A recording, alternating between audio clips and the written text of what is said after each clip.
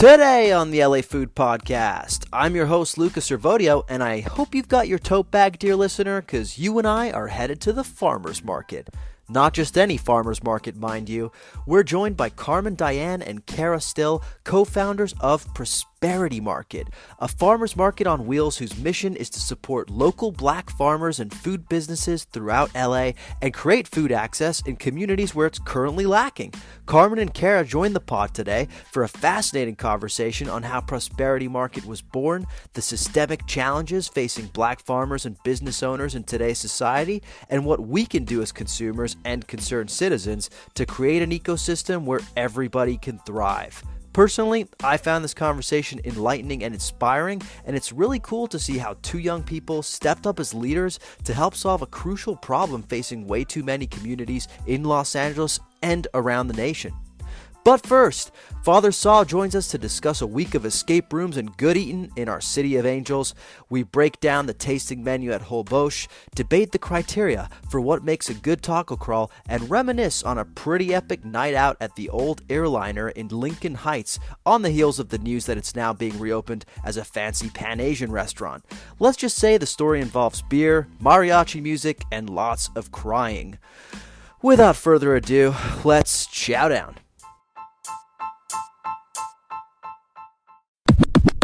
Welcoming back to the LA Food Podcast, a man who spent more than $1,000 in escape rooms last week. It's Father Saul. How you doing today, Father Saul? Doing great, man. Who needs a retirement fund? That was a blast. So, listener, Father Saul finally made it back to LA last week, and every time I texted him asking what he was up to, he was like, "Oh, me and my sister and my girlfriend were going to an escape room." How many escape rooms did you do? Oof, that's a great question. At least 5, I think maybe 6. Because it was all we had we had 3 sketched out. No, not even 3. We had 2 sketched out that we had planned. But then we got there and it was like a drug, dude. It was like, what do we have? Your free hour? Let's do an escape room. Isaac, your flight leaves in an hour? Escape room, baby. Let's go. We really got it all in. It's a whole ass hobby, man. We're doing it. And it's not cheap. Let me ask you a philosophical question. What are you escaping? Just all the things. Just this constant. It's not even that I'm escaping; it's that I'm training for the true escape. Who knows when it'll be? Who knows when it'll happen? But I'll be ready. This is more like a doomsday scenario preparation exercise. Yeah. Any lock that I need to unlock in life, any 4-digit code, key lock, I'm just gonna find the clues and figure it out, bro. No matter what the context. That's what I'm ready for now. This reminds me of when I was a kid watching cartoon shows and thinking that quicksand was going to be a huge problem in life. It's like, just one of those things that like you come across in life and you figure out how to handle it by watching cartoons. I feel like you're preparing for a very unlikely scenario here, but hey, more props to you. You'll be the one with the last laugh, I guess. Better be overprepared than underprepared, man. That's all I can say. No, it was a great week in Los Angeles. A lot of good food, a lot of fun escape rooms, a lot of sightseeing, your classic Abbot Kinney walks and LACMA visits. But no, a great little week, and good to be back in the city where I purport to be a food expert on this podcast. Well, speaking of food, we did do some eating. Let's talk about the eating we did together first, because you did a fair share of eating without me too, but one thing I did is I took you, your sister, and your girlfriend on a taco crawl on Boyle Heights' Taco Row, which is that stretch of Olympic Boulevard and Boyle Heights around where Mariscos Jalisco is, where there are just a bunch of different taco stops within walking distance. And we started our taco crawl off at Los Cochinitos for some carnitas.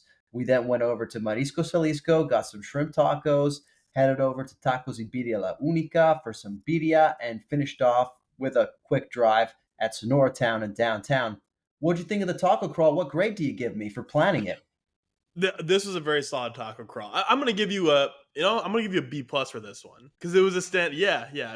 There's room to dream bigger, but for the day and for the occasion, it's exactly what we needed. Right, a perfect 4-stop lunch down the Boyle Heights strips. I'd been to Mariscos before, but it was nice to go back. I remember the first time I went to Mariscos Jalisco with you before I left LA. Right before I left LA. The shrimp taco was like almost too hot in my mouth. I didn't know. I was like more like burned mouth. And this time I saw it coming and knew to like slow it down a little bit. Delicious. delicious. It was a better second experience. No, just solid spots. The full like the seafood carnitas, birria, and at Sonora Town. What did I have at Sonora Town? Oh, I had a cabeza. I had beef cheek, delicious. And I was really, I mean, the flour tortillas at Sonora Town did not disappoint. That was the one new spot that's been on my list for a long time, and was excited to finally make it. Yeah, I feel like that's a place. If you call yourself any sort of LA food connoisseur, you absolutely have to go to. So I'm glad we finally took your Sonora Town virginity. Why did you give me a B plus? I'm not mad. I'm not mad. I just want to know where the points are being deducted. Well, for me personally, it's because it was familiar ground, right? I think for you to get into A territory, you got to blow my mind. Take me to the valley. Take me somewhere I wouldn't even heard. I've never even heard of. A few was it years ago now? You took me and my friend Jace Mendoza, who I don't know if I should say his name or not, but I'm saying his name here. You want to give out his full address too, just in case? Right, longtime LA resident Jace Mendoza and new father, shout out Jace. He took us on a taco crawl with Jace's. Jace also influenced, I think, a few of the spots, and that was an A plus because we were going to areas and neighborhoods and taco trucks I'd never even heard of or seen before, and that blew me away. So this was a solid. It was like right in the sweet spot, right in the zone, but didn't have the bells and whistles of an A plus. Yeah, Feedback for you. that one, if I'm not mistaken, we started off at Asadero Chicali in East LA. Then we headed over to Teddy's Red Tacos, if I'm not mistaken. Yes. And Yep. then we finished things off at Burritos La Palma, where was it you or Jace hilariously downed the jalapeno they give us in one bite? Was that you? That was me. That was really spicy. Although we didn't, I don't think well, I don't know if we also stopped by, didn't we? A spot that Jace knew of. I think maybe even Lincoln Heights. Do you remember that? It was a little food court he knew of, and that was like a really really cool neighborhood spot. A couple like different food pop ups in the area that Jace brought us to, and that I think was the cherry on top that brought that one to the Yeah. next level. Los Taqueros Mucho, which I'm not sure if it's still open, but it's at this awesome food court in El Monte, which I cannot remember Mm, the name of, but I will post it in the show notes. I remember the guy's name who owns it, but I can't remember the name of the actual food court. That must mean I'm getting older, but that was a cool spot. We had a yeah.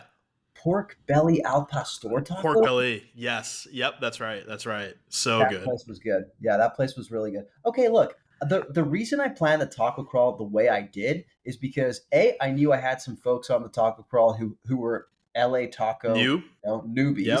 so I wanted to give Yep. them the Mariscos Jalisco and Sonora Town experiences. And B, I also believe that the ideal crawl does not require a lot of driving, and so Yep. I felt like making 75% of the places on this crawl walking distance would be a notch in my favor, but apparently nothing's good enough for Father Saul. I think it was the right crawl for the day. Now, the one thing I will say, hot as motherfucking LA that week, right? We had some hot days, and actually, some driving might not have been missed. In fact, although the planning and the intent, I think, was correct. Yeah, no, three great spots. I'm glad we got to take Isa and Emily to those places. And but there was a point I realized at the end of the Boyle Heights walk when I think we were at Tacos La Birria Unica that I was like, I actually feel almost too hot to eat more right now. It's like overwhelming. So we got in the car, a few minutes to Sonora Town, and that was the perfect period on the end of the sentence. All right, look, I'm going to plan a valley taco crawl for you next time you're in town. We're going to get really weird with it. Hell yeah.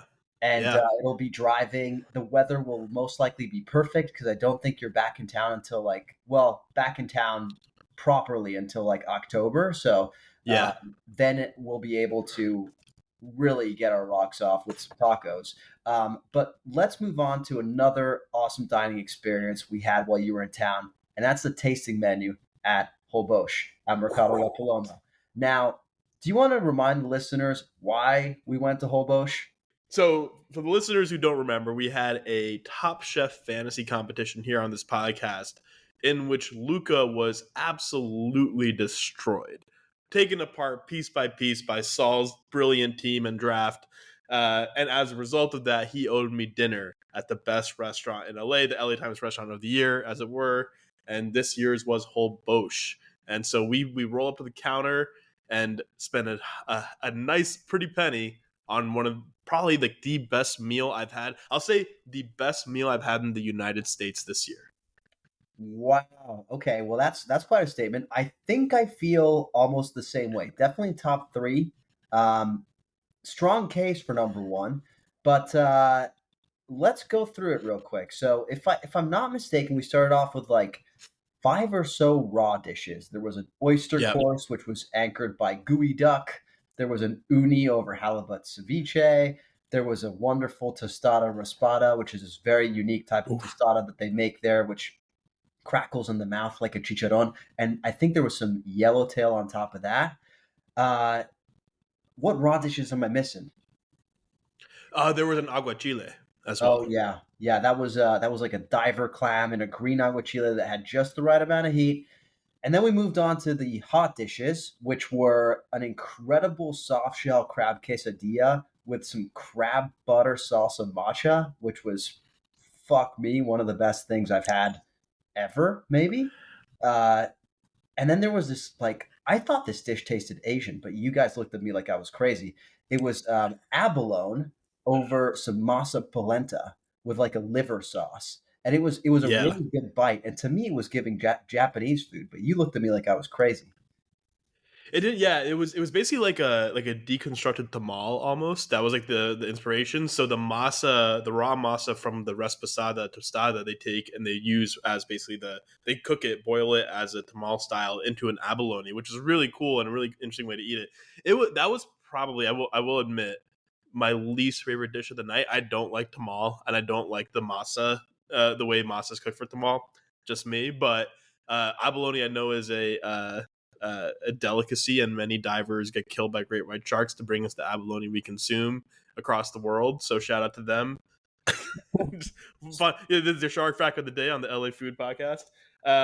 And then we also had I think the two dishes though, the crab quesadilla and the scallop over that you described almost like a jalapeno popper over this poblano chili sauce with a little like almost chicharron of the scallop. Is it scallop frill, right? That was Yeah, fried like calamari along with it. Love those two dishes back to back. Were like the perfect crescendo and nailed it following the raw dishes. Loved that. The abalone like was interesting and had never had anything like it, and that was a nice little touch. But again, not my favorite. Followed by a beautiful lobster um, finale. That was great. In the middle, though, we also got to try some barnacle for the first time in our lives.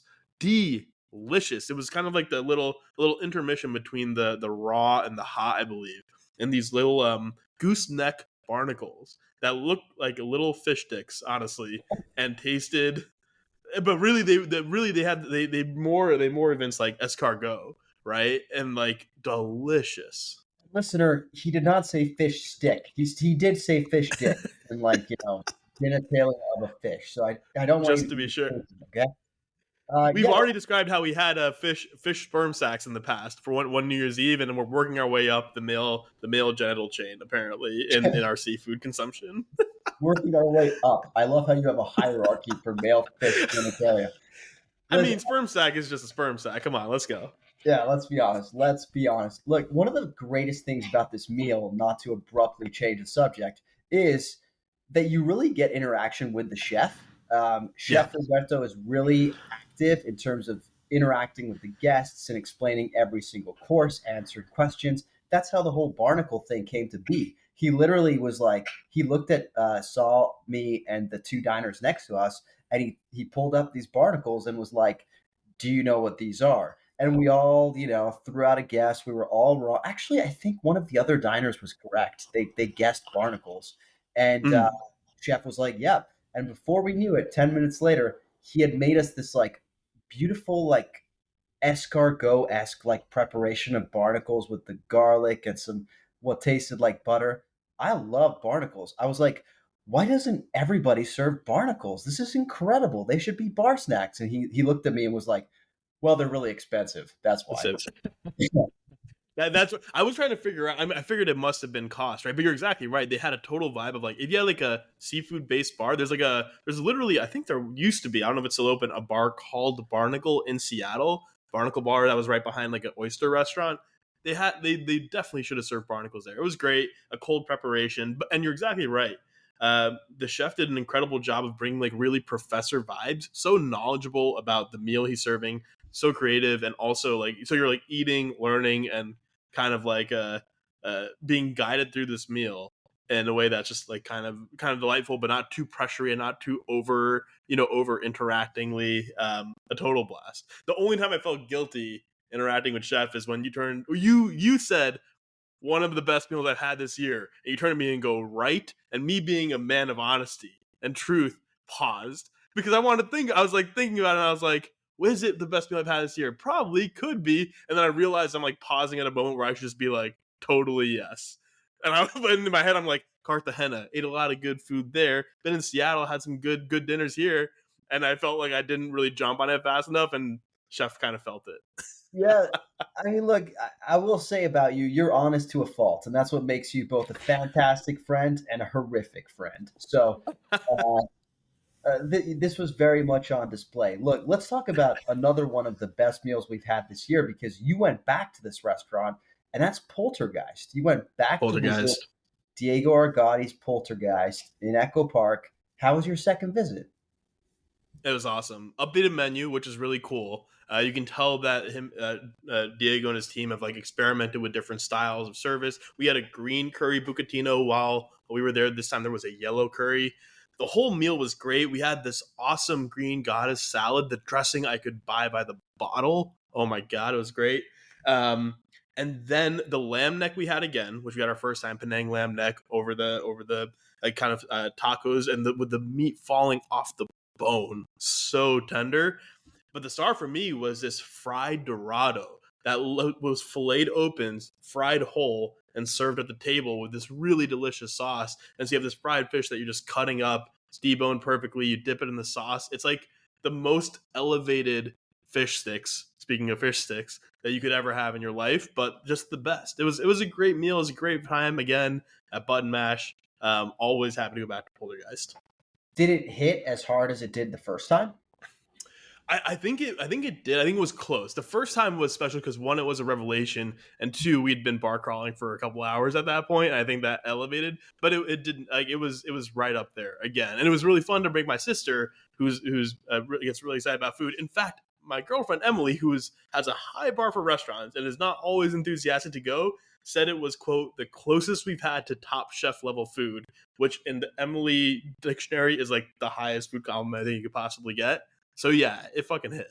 How do you think Diego would do on Top Chef? So it would be probably, as with all things Diego, like the wildest possible experience. I feel like where he would fall, because he could do great in any of the challenges. Where he would falter, I think, is maybe sticking to the brief or being like too high concept for like a particular thing, right? He'd be like that chick on a 5-Star Chef bringing like the fire dancers out, and you're like, whoa, okay, this is happening now. Nah, yeah. I'm just kidding. I mean, I would love to see it, is all I would say. I'd love to see it.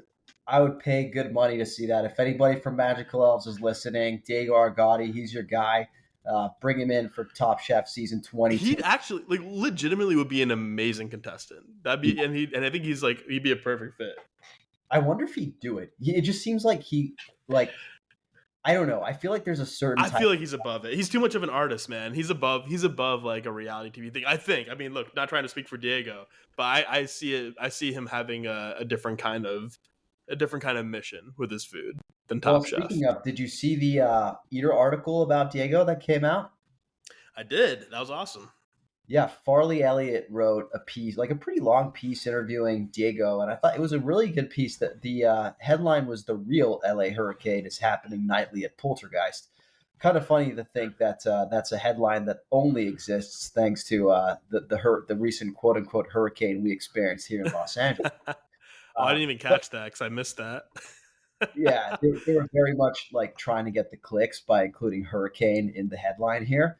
But I loved the article. You know, I mean, I think Diego is a great interview. He just has great, like, he knows what a soundbite is. I don't think he even knows he's doing it, but he just gives like the best one-liners. Like in the article, he goes, he's talking about sort of the wild experience that it is to run Poltergeist every night. And he goes, We had Seth Rogen and a porn star come in on the same day. Two people I'm a very big fan of.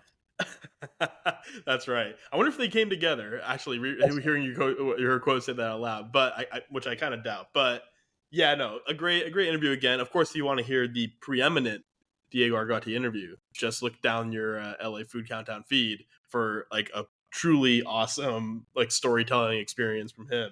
But yeah, no, it was, and so this was what this really was to me was like a little like taste test of the episode you had with him, where Diego like really dove into like his background in life, which was super dope.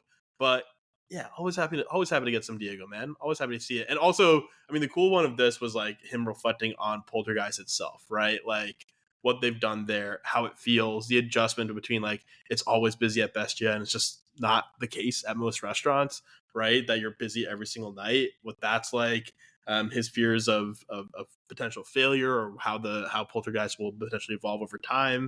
The BLT from Spanglish, which I don't even know the reference, but sounds fucking good. Always good to hear from Diego.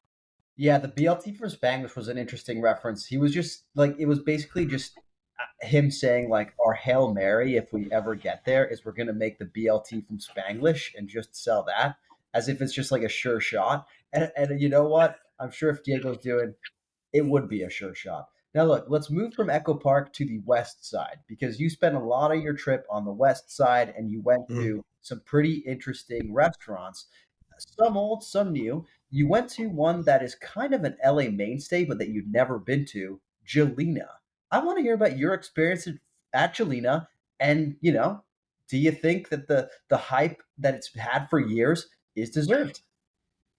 Jelena was a quintessential West Side experience for us. So awesome menu. I wish so. The thing that stood out to me, one, is Jelena was the classic. There was a moment in LA, the LA food scene, where restaurants were doing a lot. And there's a joke on my favorite show and the best show of all time, New Girl, where they go to a restaurant and they're looking at the menu, and one of the characters says, "Look at this place. This place has oysters, buttered chicken, pizza. This place is doing too much. They can't be doing all this, right?" And the Jelena menu very much reminded me. That's Schmidt. Yeah, they go to he takes the main character Jess out for a celebratory dinner and is reading the menu. He's like, "Yo, this place is doing way too much. They can't be doing it right." However, of course, a place like Jelena, they have oysters, they got pizza, they got pastas, they got different stuff. Like it wasn't like so wild. But it was a thing where I want to kind of go back through and eat. You could have like three entirely different dining experiences at Jelena just off the lunch menu, right? Based on how you're feeling that day, which is super dope, right? We had a great meal there, a pretty basic tartare, salad, shrimp, solid meal. Everything was great.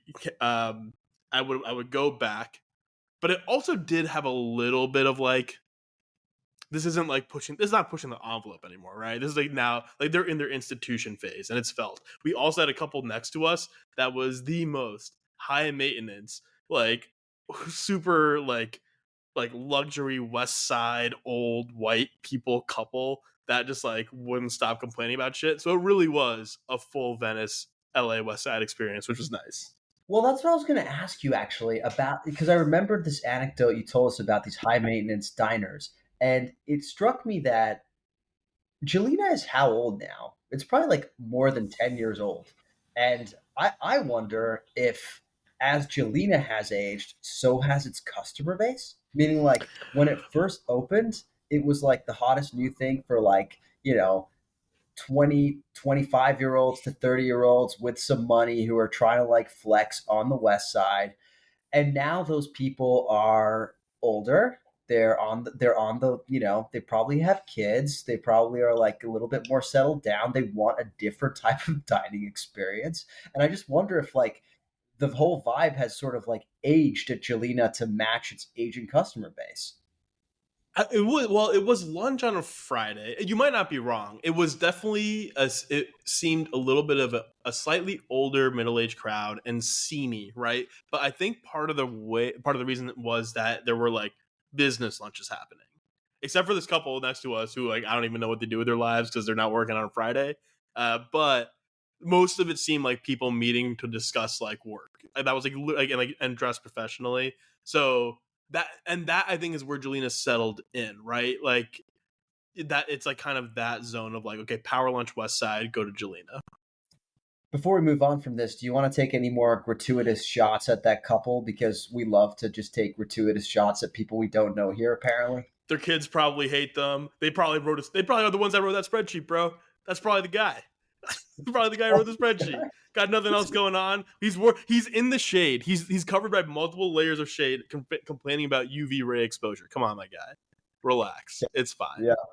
Hey, look, you don't know what anybody's been through. So, before you criticize, put your oyster down and put your feet in their shoes, okay? Look, we're going to move on abruptly from this to the final meal you had, because I got to say, I'm really proud of you, because typically when I give you a recommendation or, a request or, any sort of direction, you do the exact opposite. And this time, you actually listened. I told you to go to Sichuan Impression, and you went. How was it? Really liked it. Now, to be clear, the only reason I went is because my sister Isa really wanted to go, and I was trying to find any way out of the situation. I thought I'd found that way out by suggesting Bang Bang Noodles instead, which we had tried and I knew I would enjoy from our time at EatsCon. And instead, you say, "Oh no, Sichuan Impression is actually great," and I was like, "Motherfucker! Now I have to go eat Sichuan food," which I don't know. I don't know how I feel about. Was fucking delicious. Isa led the way on ordering. We had dumplings. We had a pot. We had a pot of beef noodle soup.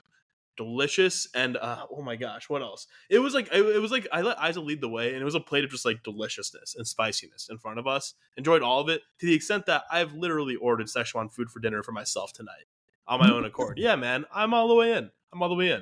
Okay. There's a restaurant called Lionhead, Szechuan restaurant called Lionhead here in Seattle that's providing dinner tonight. Shout out. All right. Well, next time you're in town, then we should figure out a San Gabriel Valley Yeah. because there are some spots, dude. If you like that, well, let me ask you: do you like the feeling of Sichuan peppercorns? Yes, I do. I that I already knew because I like Dan Dan noodle, which is I think it's a Szechuan or whatever from that region dish. Get the little tingle, get the numbness. I really enjoy that. Yeah. All right. Look, next time you come, we'll make that our crawl. We'll do San Gabriel Valley for Chinese Sichuan food, and then we'll also head to the valley for a taco crawl there. I do want to touch on a place that we've been to together in the past, which is the Airliner in Lincoln Heights. Do you remember the Airliner? Is that where we watched my Sixers get absolutely hammered by the Brooklyn Nets after having Booze Craft Barbecue with our friend Jace? Or was that a different time? That is a different time, and it's a much more hilarious time, frankly. That's the one that that's the one that's gonna stick in my mind. Anyway, so the Airliner has just reopened. The Airliner was a long time sort of like bar and club that was famous on, I want to say, Monday or Tuesday nights for hosting an event called Low End Theory, where gotcha. Where underground, initially underground, then they became popular DJs, would go and spin, and it was sort of like this very like cool East Side event that would happen once a week. And one time I took Saul there, and the night was fine at the actual Airliner, but leading up there, we had quite a time. Do you remember what we did? Can we talk about it on this podcast? I think we have to now. Yeah. This was the night we went to HMS Bounty. By the way, we went to Low End Theory a couple times, but I know the very first time we went to HMS Bounty and we met our friend Cesar. Is that right? Yeah. So we pre-gamed the Airliner at HMS Bounty in Koreatown, and Saul came over. I lived in Koreatown at the time, and we headed down to HMS Bounty. Had a couple of beers, and we're sitting at the bar, and we make this friend who doesn't speak a lick of English, and he's extremely friendly and extremely drunk. Extremely drunk. He's very happy when we get there. Extremely happy. He keeps telling us, hey, my name is Cesar. And then he would turn around and completely forget all about us. And 10 seconds later, he turns around and says, hey, I'm Cesar. And this happened like all night long, pretty much. I think a dozen times in a row, the guy turned to Luca and be like, hey, I'm Cesar. What's your name? And we were like, oh, it's Luca. Saul. He's like, cool. He like looks down at his beer for 3 seconds and like a goldfish looks up and goes, "Hey, I'm Cesar. What's your name?" And we had it. I'm no joke. 12 times in a row, and it was So, by the time we were doing bits. We were like changing our name and shit, and the guy was just like loving it and just like would forget and immediately turn back. He was not okay. He was he not was okay. we discovered he was not okay because at one point in the night, this man puts in headphones and just breaks down bawling. He breaks down bawling, crying, and we're like, "What the fuck? What is going on? Is he okay?" It turns out that he was in some sort of a relationship with one of the waiters there, and it seems like they were maybe having a rough patch. And everybody knows that the way to smooth over a rough patch is to show up at your significant other's place of work and get Get hammered hammered. and cry. So us being nice, good people, we want to give Cesar some solace. So we put our hand on his back and we're like, "Hey, buddy, are you okay?" And he's like, he doesn't say anything. He just gives Saul the headphones and is like, "I want you to feel what I'm feeling." And what was playing? The happiest mariachi music I've ever heard. Literally La Cucaracha, maybe. It was, look, mariachi music can be beautiful and heartbreaking and sad. This was not that. this was like Pitbull level, like let's party music. And I was like, the vibe clash was so intense that I started breaking out laughing. It just didn't make sense to me. That story has stuck with us, and that's what I think of every time I think of the airliner. So uh, news broke this week that the airliner is reopening as a fancier Pan Asian concept. How do you feel about that? Yeah, good for them. Sounds fun.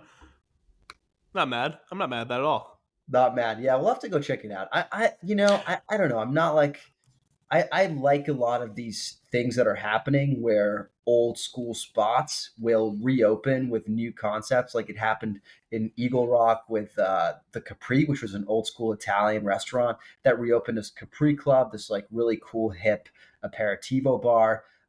Sometimes it works, sometimes it doesn't. What's that bar in Echo Park?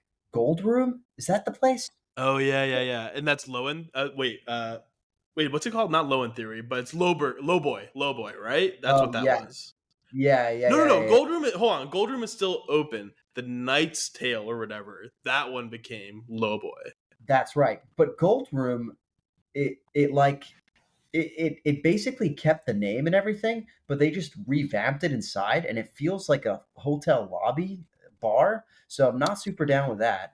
Are you I saying mean, you're our down? neighborhood bar, our favorite neighborhood bar, Little Joy, completely transformed. I haven't been back inside, but I've walked by and it went from a dark, like vibey, like dive bar with a really specific energy to a bright, open, airy, like cocktail bar. It looks like I don't know. It's a look. The times change, man. You have to adapt.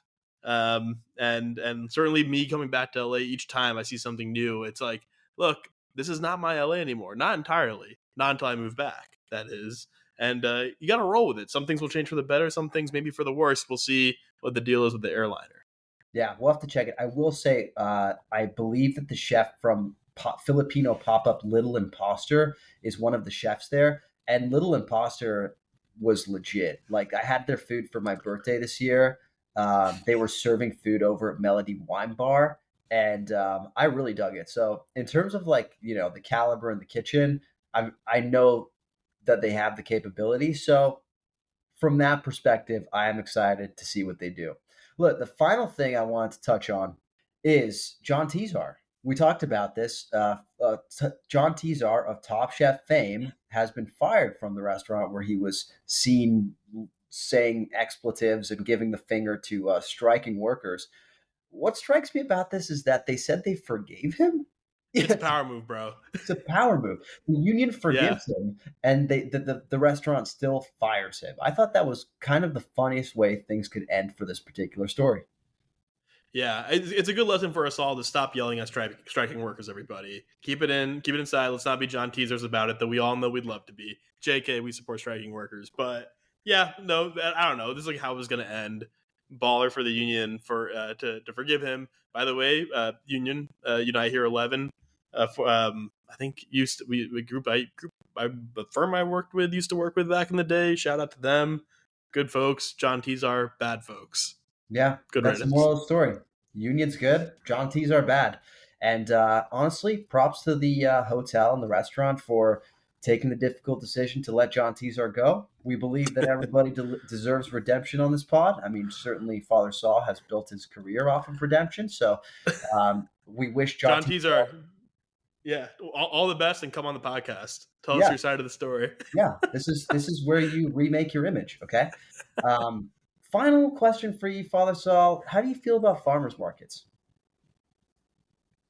Oh, I fucking hate farmers markets. Total bullshit. Like, come on, just go to a grocery store. We know it's. And I'm joking. I love farmers markets. We have great. We have great ones up here. We have great ones up here in Seattle. Yeah, I love a good farmers market. Why you ask? I ask because today on the pod, our guests are the owners of and the founders of a pretty impressive farmers market, which was actually founded to help bring farmers markets to neighborhoods that didn't have them and to give opportunities to Black farmers and Black business owners and things like that. So I'm glad you turned around there because for a moment I was. No, I saw it coming. I saw so this one when you ask me a question like that. Now I know it's about a guest, and I know what's coming. So that was a bit. I actually do legitimately enjoy it. Enjoy a good farmers market. I'm actually gonna try and start making my grocery shopping almost exclusively to farmers markets, but it's gonna be hard, particularly with the frozen beef. Ask them about that. Ask them how hard it is to get fresh fresh meat and fish to a farmers market, because that's what's missing for me. Yeah, well, considering that I recorded the interview yesterday, that's going to be a little difficult to ask. But I think your solution may just be like get your vegetables at the farmers market and get your meat at like a butcher if you want to do the whole like local. My solution is live slaughters at the farmers market. Let's stop being pussies about this. I want meat. Let's get the meat. Stop being around. We know where it's coming from. Let's not pretend, guys. Let's face what we're doing. Even better, even better. We make people kill their own, so they know Yeah. exactly what it took. Exactly what it took. Yeah. You need to be connected to your food, is what I Yeah. think.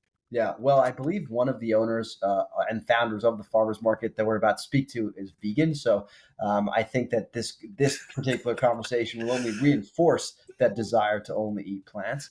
But Father Saul, thank you for joining us today. I can only imagine that you've got a lot of other stuff going on. So we always appreciate you making the time. I don't appreciate the condescending tone, but always happy to be here regardless. Joining us today on the LA Food Podcast are Carmen, Dianne, and Kara Still, the co-founders of Prosperity Market. Carmen and Kara, how you doing today? Great, thank you. Good to hear. What are your respective LA stomping grounds? Where are you calling us from? I'm calling from Larchmont, which many people may not know what that is, but it's this little block in between Koreatown, Hollywood, mid-city-ish area. The Valley. I'm in North Hollywood right now. Nice. North Hollywood also has a very good culinary scene. I've spent a lot of time there recently. I'm always very pleasantly surprised with the amount of food that there is on offer in North Hollywood. It does now. North Hollywood is kind of a mixed bag. Like you can tell over the last 10 to 15 years how it's kind of been built up in some areas. Some areas still look kind of like industrial and kind of family and mixed. So North Hollywood's a little bit of an interesting area depending on the direction you go in. Yeah, used to I live guess I've only been going to the direction where El Tejano is. Is that technically North Hollywood? Yes, that's funny. I used to live in North Hollywood for the first like 6 years of my LA journey. And we saw a lot of restaurants come and go. Not much has stayed, but El Tejano, they've been there a while, I feel like. Yeah, I mean, when you've got queso, you're not going to close anytime soon. I think that's the issue. Probably not. Is that the place with the games out front? Yeah, that's the place with the games out front. They've got the sports games on TV. They've got nachos. Like what's not to love? Carmen, Kara, let's start with you, Carmen. Did you grow up in LA? I did not. I'm from Maryland, but I've been here about 10 years now. Wow. Okay, so you're a bona fide Angelino. And Kara, how about you? Are you from LA? No, I'm originally from Maryland as well, from Baltimore. And I've been here about 9 years now. No way. Did you guys know each other in Maryland? We did. We ended up here separately. So we kind of reconnected once we had both separately moved to LA. Got it. And what were you both brought to LA by the industry, the entertainment industry? So I came out to LA for Hollywood. I was a makeup artist before Prosperity Market. So I came out here. I actually came out here to go to school for special effects and prosthetics makeup, which I did, and I stuck around, TV, film, and the likes. Wow. And how about you, Kara? What brought you out here? I mean, I actually came because I just really wanted to try something new, like just a change. But when I came out here, I did go back to school to get a degree in fashion design. Uh, it was something I was like already interested in and had like my own background. But yeah, I got a degree in fashion design, have been working in, for women's fashion design companies and doing like my own things on the side before Prosperity Market. So, do you guys consider yourself foodies? Like food obsessed people, like most of the people who listen to this podcast? I don't actually, or at least I did not. Now I guess I could reconsider, but no, not necessarily. No? How about you, Um, Kara? I wouldn't consider myself a foodie. I mean, I do enjoy good food for sure, but before Prosperity Market, I would probably say before Prosperity Market, I thought about food more than I wanted to, and now food is the thing that I think about every day in some capacity or another. Totally. I think I ended up in the same with the same predicament. Okay, well that makes it even more interesting how you guys ended up doing what you do today. So I want to hear how you went from your respective careers to starting Prosperity Market. Now, for the listeners at home who aren't familiar with Prosperity Market, what are we talking about when we talk about Prosperity Market?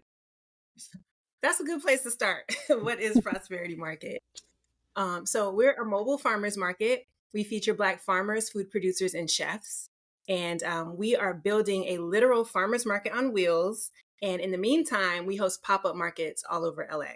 So for the last almost 3 years, we've been doing pop-ups all over LA. And we also do a monthly online market so that if you can't meet us in person, you can shop online and get delivery or pickup or shipping. LA is kind of known around the world, definitely around the nation, as one of sort of the capitals of farmers markets. It's almost like, it's almost a meme, right? It's like Los Angeles. Oh, you're going to go to the farmers market with your tote bag, and that's what we do here to buy our fresh carrots and everything. How is Prosperity Market different? I think that I think we're different because it's the experience when you come. It just feels like, I don't want to say family, but it feels like family. It's like all of the vendors are your friends. They're so knowledgeable.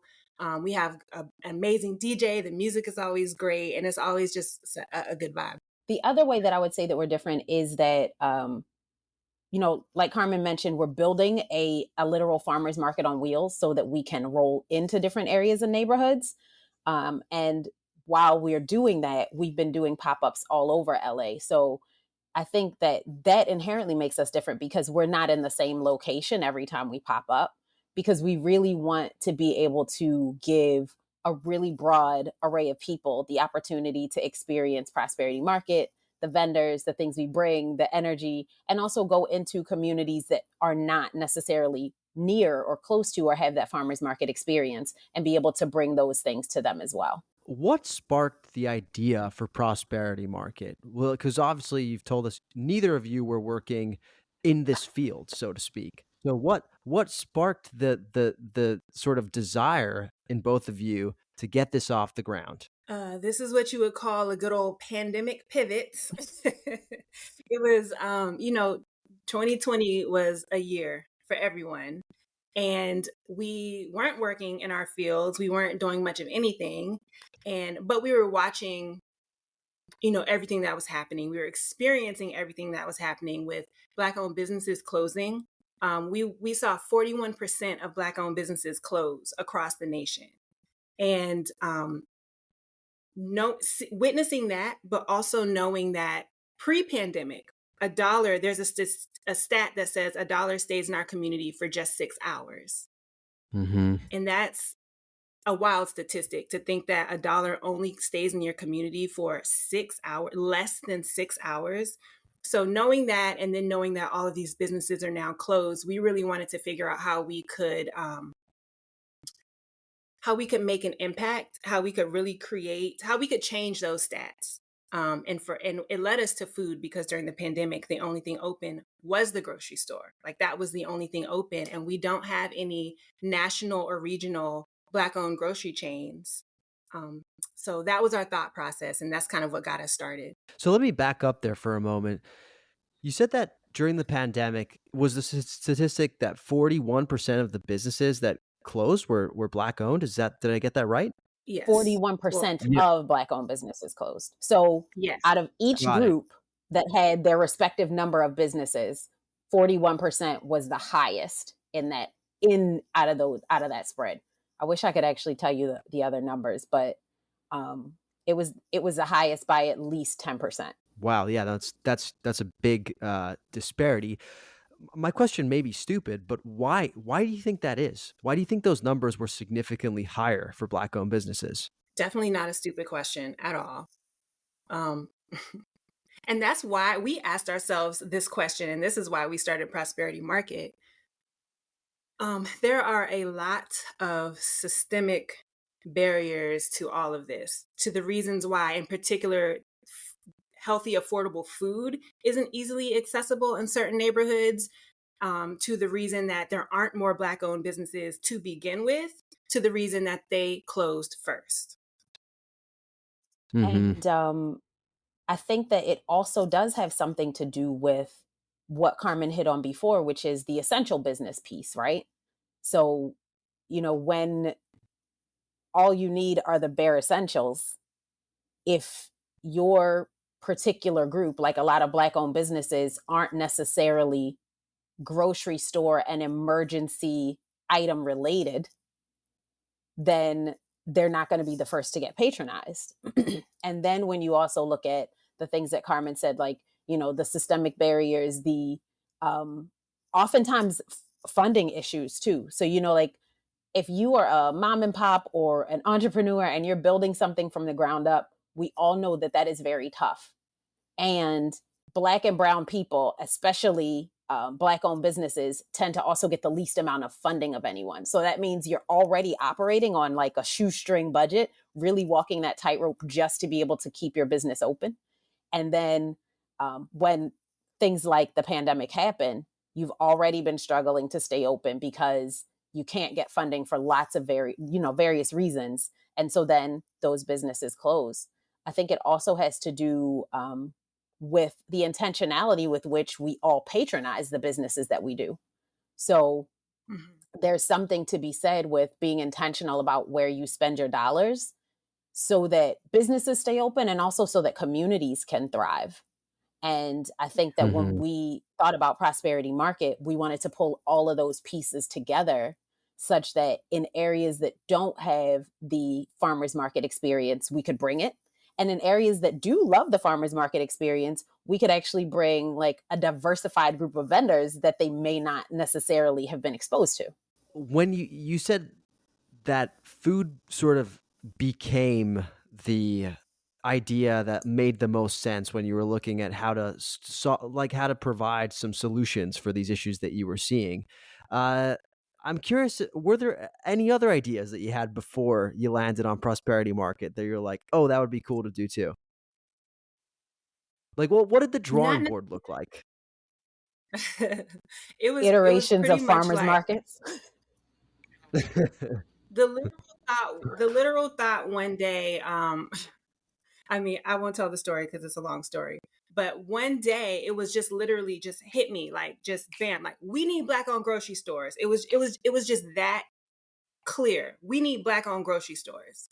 And then from that thought, that was the seed. And then we kind of began the research to, okay, grocery store seems hard. Let's do a farmer's market. That seems more simple, right? So let's just find Black farmers. And then we realized, like, oh, there are not a lot of Black farmers around. And that was a lot of learning we had to do too, the history of Black farmers and how over the years they were systemically, that number was taken down for reasons like land theft, foreclosure. They weren't able to get the bank loans that they needed. They were denied bank loans. And all of these are reasons that over the years, the numbers of Black farmers dwindled down. So then we had to do the hard work of finding Black farmers and each step of the way, it was just a new challenge to overcome. And the first I 6 mean, months I were wouldn't have. totally just research. Like, it was totally just like Yeah, we're jumping into this and let's just see what we can learn to figure out how to make this thing work. yeah. You say it's a I long do story, Oh, go for it, Carmen. I was just going to say, I do want to point out the reason that we're mobile and why that's so important to us is so that we can bring all of the, great produce, healthy, affordable produce that we have to all communities. So neighborhoods that don't have grocery stores, that don't have farmers markets, and just don't have access to healthy, affordable foods, we want to provide that access. And then at the same time, we have so many great products that everybody should experience. And, there's a Trader Joe's or a Ralph's or, insert your grocery store on every corner. And we don't have anything like that. So that is why it's important for us to be mobile. So while we may not at this moment have a prosperity market on every corner, at the same time, we sure can pull up to every corner. Yeah, for sure. That's really cool. And I mean, you bring up the excellent point that it's like it's one thing to have to have black farmers and black owned businesses and artisans and whatnot, but if there's nowhere to sell your goods, then it kind of disincentivizes folks from even going into those professions, right? So it seems really cool to open up this new avenue for folks to actually go and be able to sell their goods. I'm assuming that's got to be a part of it too, right? Absolutely. 100%. Any grower or farmer that has been a part of any type of farmer's market can tell you that it's not easy, right? And so the other thing, like you said, that was a great word that you use. It like de-incentivizes people to go into that area. If you are a farmer, a producer of any kind, and your area for selling those goods that you grow and create is small, not only will other people not necessarily want to go into that field, but it also keeps you from being able to grow and expand. So we started looking at a lot of urban farmers, community gardens, backyard growers who traditionally aren't looked at as farmers, but still have the capacity to grow enough to feed communities and families, but don't necessarily have the acreage and the land and the title of farmer because they don't meet certain federal regulations in terms of like their setup, in terms of the amount of space that they have. And so these people during the pandemic, actually several of the farmers we work with during the pandemic were giving food away to their neighbors. And so if you have the capacity to do that, they want to grow food, right? They want to make food. We want to give you the outlet to be able to do that. And so then our farmers can expand their capacity and they say, okay, I have somewhere to put it. Now I can actually grow it. And so that was a really Yeah. nice experience too, because it's like not just about the profession being looked at as something that's not lucrative, but also the people that are still doing it, being able to open up their options. So let's talk about the first farmers market you guys hosted. When was the first one? That was February 2021 in Inglewood. Okay, so February 2021. I mean, we were still feeling the effects of the pandemic. We weren't totally back to life yet. People were still wearing masks, right? And so what was that experience like putting together the first one? How difficult was it to get vendors, get the word out? What was it like? Did you have butterflies that day? I want to hear sort of what the whole experience was like to see this come to life. Ah. A heavy sigh. That's what it felt like. Because we hadn't done any of this before. We didn't know, like we cold called pretty much everyone, all the farmers and people that were part of the market. We cold called them and we're just like, hey, we're these two girls. No, we're not farmers. No, we're not in the agricultural space. No, actually, I do makeup, but no, trust me, we have this really good idea. So that's kind of what it felt like. But luckily it was a really good idea and people did trust us. I remember on that day, I think we had maybe between 15 and 17 total vendors for our first market. Now we usually have no less than 30, 35. And that's in the smallest spaces because we set up depending on the size of the space and the location we are.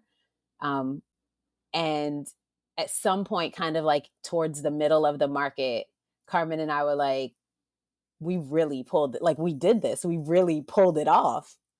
And just kind of like looking around. And it was actually really cool because right before the market, we had an LA Times article come out about us.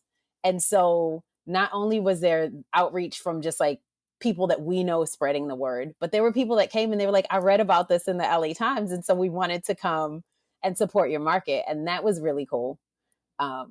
It felt good to be able to like have taken all of those pieces and put them together. And then it was such a tiring experience. Like I just remember how mentally exhausted we were after that first weekend, but it was amazing. I mean, we really took these things that we knew nothing about less than a year ago and pulled it all together. And all of these people believed in us enough to say, I'll be a part of this, or you can use this space, or let me connect you with that person and this person. So it was really cool to see the support that we got virtually kind of coming into the space out of nowhere. I will say, doing this in the midst of the pandemic, we had an eye-opening conversation with somebody. And at the time we were planning this, it was still 2020. And we're talking about, we're going to have our first market February of 2021. And she was just like, what are you going to do about COVID? And I'm just like, what do you mean? We'll be over it by then. COVID will be done. But that seed she planted, I'm like, we're like, what are we going to do about COVID? And that's actually why we started our virtual market. So we wanted to give people an opportunity to still shop who may not feel comfortable coming in public. So it's kind of wild to think that we did this our very first market, but our very amazing web person, Mallory, she's amazing. Hey, Mallory, created an online marketplace. Within a couple of weeks, literally. Wow. And we had a drive-through pickup. So you order online and then we put your orders together and then you just drive through and pick it up. And it was like contactless. And yeah, we did it. That's resourcefulness right there, figuring out how to make the most within the given circumstances. I have not been to one of these markets yet. I'm dying to come to the next one. What vendors can you expect to find there? Like, who are some of your vendors, and what like give us a snapshot of what you experience as a visitor when you're traveling booth to booth at one of the prosperity markets. So I can tell you, our farmers, like we have a lot of vendors and a lot of people that we connect with, but we do have like a core group that are like almost always with us. So I could start with our farmers. Like we have Farmer Ken, who is amazing. And he actually, maybe about a year ago now, moved to a larger location. So he actually has more growing space. We have Charles, who runs In God's Hands, IGH Garden. And he's amazing. And like so many stories, along with some of the best greens you will ever see in your life. We also have stories. So many stories. Oh my gosh. He's lived a life and a half. He like was like a party man and like a master barbecuer and like partied with like Rick James and like Eddie Murphy. Like it's a whole thing. Sounds like we got to get Charles on the podcast. He was a chef. Like he told artists. Yeah. That's awesome. We also have My Daddy's Recipes. She's an all vegan chef, and she has a really amazing journey too. And every single thing she makes is just delicious. Chef Brandy, who has pizzas that are phenomenal. So at the market, Chef Brandy makes, like, she has the ovens there and she makes the pizzas right there, and they are amazing. I am a pizza fanatic, so now that I hear this, I'm going to be coming to check out Chef Brandy's pies next one, guaranteed. That's very exciting. They have strawberries on them. I'm into it. I'll put strawberries on anything. It's an amazing. And then we do have some amazing artisan vendors too. Like we have like Ace Naturals and Vanity Room, and they have like really great things for skincare and like wellness. We always have a juice vendor. So you really can get a little bit of everything. You can get your produce, you can get some like prepared foods, you can get some good things for your skin. And we have a lot of really good sauce vendors too, like sauce and seasonings. Yeah.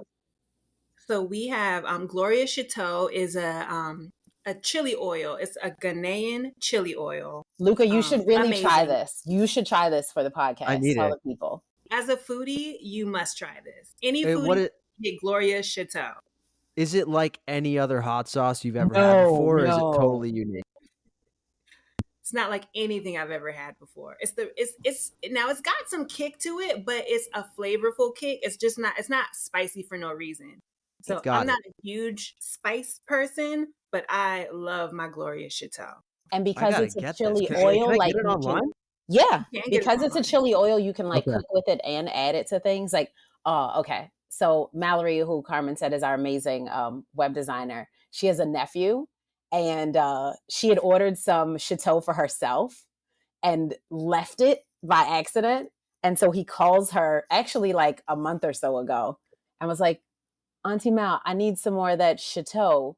It's the base for my ramen. She's like, what are you? At 13? How old He's like how old 13 is or he? 14 years old. She's like, what do you mean the base to your ramen? He's like, yeah, I started cooking, but it's not right without the Chateau. I need you to order me some more. This is a prodigy right here. Apparently. A prodigy in the chef world, up and coming, making Ghanaian infused ramen. I've never even heard of that. That's incredible. Yeah, so you got to get some Chateau for sure. Wow. Okay, so that's on the top of my to-do list, is trying out the Chateau. A couple other vendors, because we have an oat milk company called Ghost Town Oats. We have a protein powder. It could be a meal replacement. It could be like after your workouts, but I love it. I mean, this is my morning right here. My protein shake with my oat milk coffee from California Coffee Company, which is one of our vendors. Vanilla. We have a vendor. Sustainababe is the company. And the vanilla is like, you do it justice, Kara. You talk about the vanilla. So it this is so vanilla that comes in like 4 flavors. It's like regular, spiced, bourbon, rum. It's cured for a minimum of like 3 months.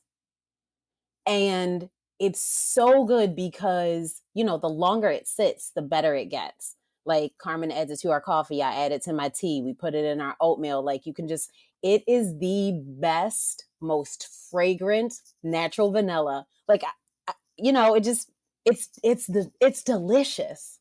And it goes so well in everything. So I got a bone to pick with you both, because at the beginning of the podcast, I asked you if you were foodies, and you looked at me like I asked you if you were. You looked at me like I asked you if you were aliens or something like that, and you guys are total foodies. Nobody talks about vanilla with that much excitement without being a foodie. So I'm sorry, I'm handing you the foodie card. See, okay, we'll take it. But when I think of foodies, I think of people who like go to restaurants and that's my foodie. And I think of people who cook. And if I'm being honest, it's not my favorite thing to do. But I like to eat. I like to eat good food. That's all you need. Like, I aspire to have the desire to cook, but I don't. I mean, I do when I have to. But I honestly can say Prosperity Market has. For a lot of reasons, had me look at food in a very different way. Before this, I hadn't experienced literally picking something from the garden, bringing it home, washing it, and eating it. Like, I had never had that experience for myself before. And so many of the things that you can find at Prosperity Market are also made with quality, fresh, local, amazing, and you can just taste the difference. So the last thing I'm going to mention is All Chill ice cream. They pop up at our markets too. And All Chill single-handedly ruined almost all other ice creams for me. Now, don't get me wrong, I will eat other ice cream. I will eat it. But All Chill is amazing. They are the best, most fresh, delicious ice cream I've ever experienced. You can taste every ingredient. It's blended so perfectly. The flavors are so balanced. Like, I love them. And they make vegan and regular flavors. We was just about to say, we need to mention that Kara is vegan. I'm I not am. vegan, and we both chill the same. I was gonna say, you just said flavors are balanced. I mean, you could be a food writer, let alone a foodie. Okay, what kind of flavors are we talking about with All Chill? Did they go like the classics, chocolate, vanilla, or did they get freaky with it? They have some classics, but like, okay, so there's this one. It's called lemonade peach tea. It tastes like I've never had that before. the best version of a peach tea Snapple that you've ever had. Like, it's so good. They have like a strawberry balsamic, so good. Like, just That sounds good. it just makes you happy. Strawberries seem to be, yeah, just makes you happy. And strawberries seem to be a theme here between the pizzas and the ice cream. So good to know. Strawberries are in season at Prosperity Market. Question for you guys. So I understand there's a special fundraiser happening right now. I think it's called the Together We're Greater fundraiser. Is that right? What is this fundraiser all about? So, Together We're Greater fundraiser is in support of 4 businesses that we know and love. California Coffee Company, which is one of our vendors as well, the Plant Chica, the Heart Department, and Lazy Rose Cafe. And the reason we're doing this, I should also mention we're partnering with BCIF, which is the Black Cooperative Impact Fund, and they are taking in all of the funds and distributing it among the businesses. But we have seen, we talked at the top of the show about how 41% of Black-owned businesses closed during the pandemic. We saw a lot of support. We saw a lot of people making pledges and wanting to be intentional about supporting Black-owned businesses. But here we are in 2023, 3 years later, and Black-owned businesses are still closing at alarming rates. And it's not talked about right now. The support has waned, but also there are so many unforeseen challenges that are happening right now that have nothing to do with, like, all of these businesses are great. They have amazing products, amazing services. They have people who love them and shop them and support them. But these challenges come from like predatory leases, hidden costs, like hidden improvement costs, things like that. Big developers just wanting the space and just like pushing out businesses. So it's a lot of things like that we're seeing, and it's a trend, and we want to figure out how we can support it. So in the immediate, we are doing this fundraiser to support these 4 businesses, but the long-term goal is to really just open this conversation back up and create long-term solutions. Part of what we do, right? Like to highlight and provide a platform for people to discover and be able to support and patronize Black-owned businesses. And so this fundraising initiative is an extension of that. We know that the fundraiser is not the end all be all, but these spaces have all either recently lost or are in the process of trying to stay in their locations for the reasons that Carmen said. Like, were it not for these things coming up that put their actual brick and mortar in jeopardy, they would be thriving because they have customers that patronize them. Like, those weren't the issues. It was unexpected things that were pushing them out of their brick and mortar spaces. And so the fundraiser is to immediately support that. And then another LA Times article that was released maybe about 2 weeks ago highlights some of this same conversation, because we want to know, what does it look like to help businesses be sustainable and thrive and grow? Like, small businesses are the backbone of all of our communities. Small businesses provide the spaces that you often can go to and know and love. They provide the spaces that you get to know people and what their needs are, and are in touch with the people that live there. And all of these businesses, not only do they provide their amazing products for their communities and the customers that patronize them, but they also support other businesses. So whether it's being event spaces for other businesses to come and, host events, or selling other businesses' products through them, like they support other businesses as well. And so we think it's something important that needs to be talked about. And the really great thing about our partner BCIF is that they're actually a part of the long-term solution. So they provide zero interest loans for small Black-owned businesses. And so that's part of the conversation too. It's like, what does it look like to get this immediate support and then be able to move forward from that? And we just don't think that it's talked about enough, because so many businesses quietly struggle. And especially in LA, it's like, oh, that used to be such and such. Wonder where that went. And you never know what happened. And so we just want to bring that conversation forward, because sometimes it's not the fault of the business owner or the community. There's other things. You bring up the point that the fundraiser is a great way for people to support in the short term and to, show these businesses support for some of their more immediate challenges. But what kinds of solutions are we talking about when we talk about the more longer term solutions? I think resources like legal assistance is really helpful here, because I think part of the challenges that we see is newer businesses that started up during the pandemic. Like, spaces have been open for empty buildings for 2 and 3 years, so they get a great introductory rate, but they don't know it's an introductory rate. They don't know it's below marketplace. They just know that this is doable. I can make this happen.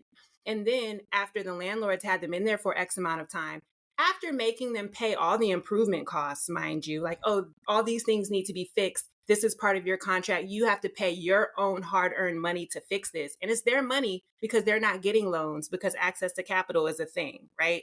So then you're finally open, your customers are coming in, and then all of a sudden they're like, oh, we're going to double, triple your rate, your rent. And that's out of nowhere to a business. So I say all that to say that with legal assistance, to be able to go through the contracts and just to have somebody to help you through those processes can avoid some of the problem.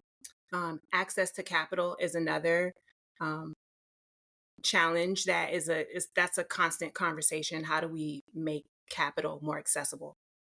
Commercial real estate advice, like people that navigate and know that space, is helpful. And some of the solutions we don't know yet, right? But if we start these conversations with each other and with people in the community who know these businesses and care about them, not just these four, but any other small business, right? Then you can have conversations about, what does that look like? Sometimes if a landlord knows that the community is upset that business is leaving, they'll keep it open because they don't want the trouble. Sometimes if businesses that maybe are having the same kind of issue because they're in the same area recognize that they can talk to each other and band together, they may have some additional legal footing that they might not know. So there's so many different options, but we just want to make the conversation something that people are aware of, so that business owners and community members can have these conversations together. And we get a sense of like what's really going on when you see that business just disappear out of nowhere that you used to go to all the time.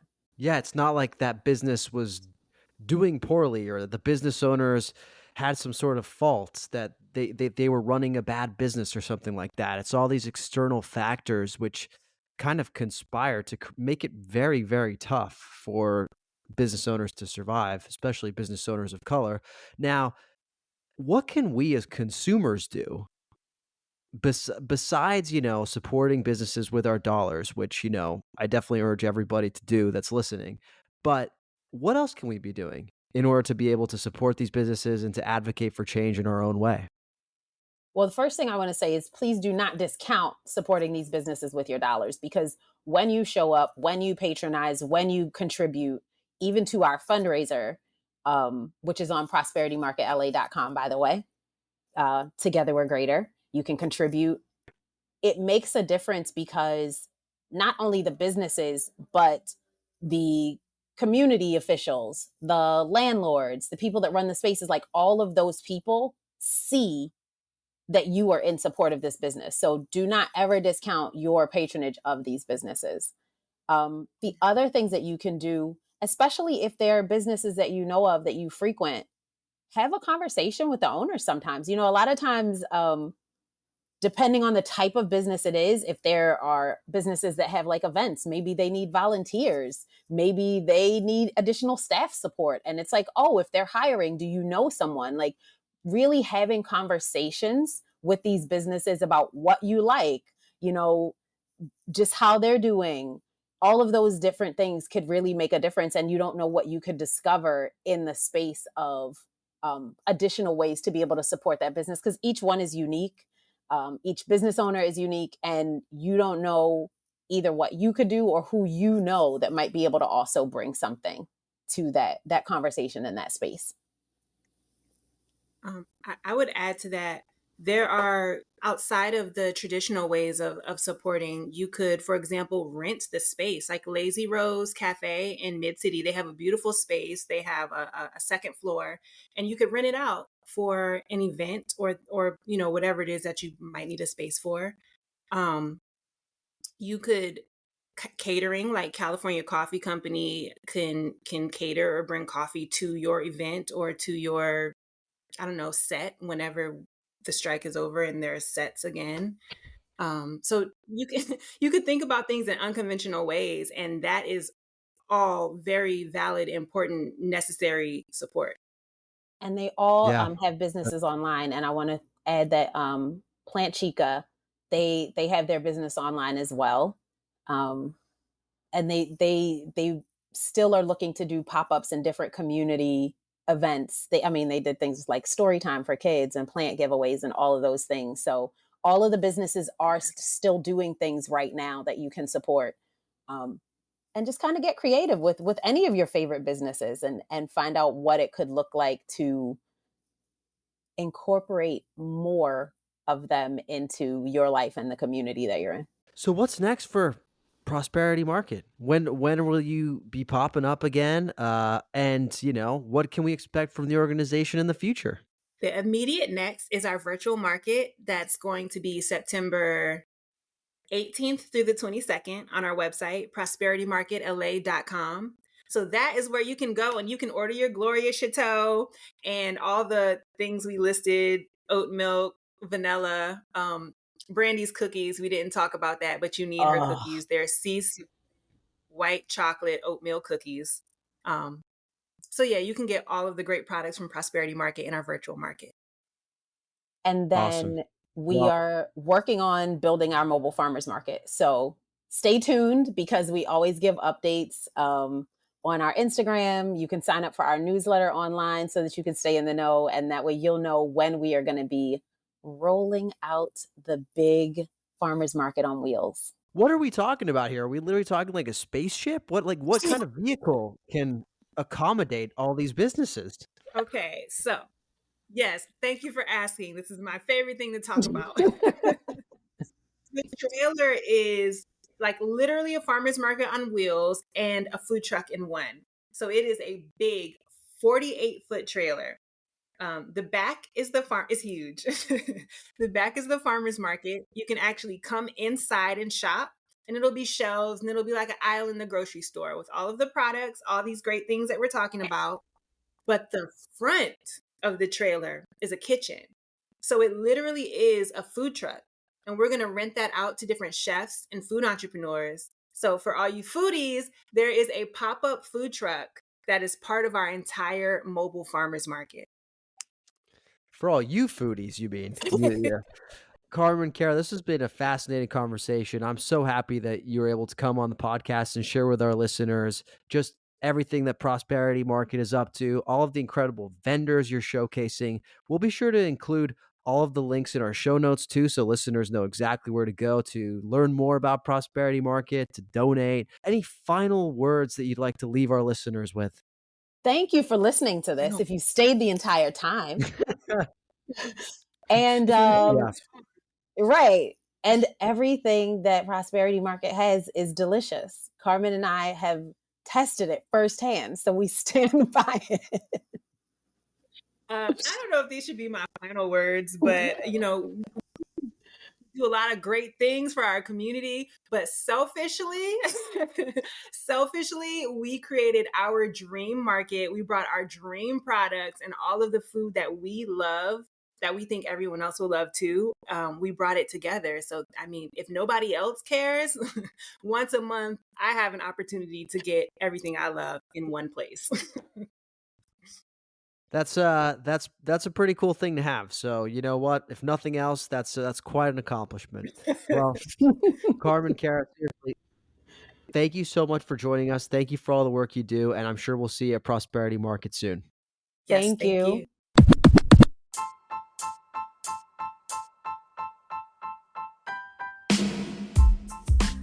Thanks for listening to another episode of the LA Food Podcast. Thanks to our guests, Carmen, Dianne, and Kara Still, for joining us today.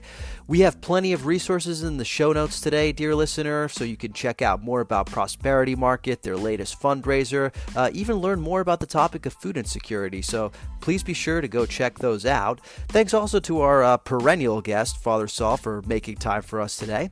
And if you like what you heard today, please go to wherever you listen to podcasts, leave us a rating, a review, subscribe if you should be so inclined, and we'll be back next week with another epic episode. In the meantime, if you'd like to find me, you can find me on Instagram, TikTok, and even Threads at the LA Countdown. That's TheLACountDown, or on Instagram at LA Food Pod. That's LAFoodPod.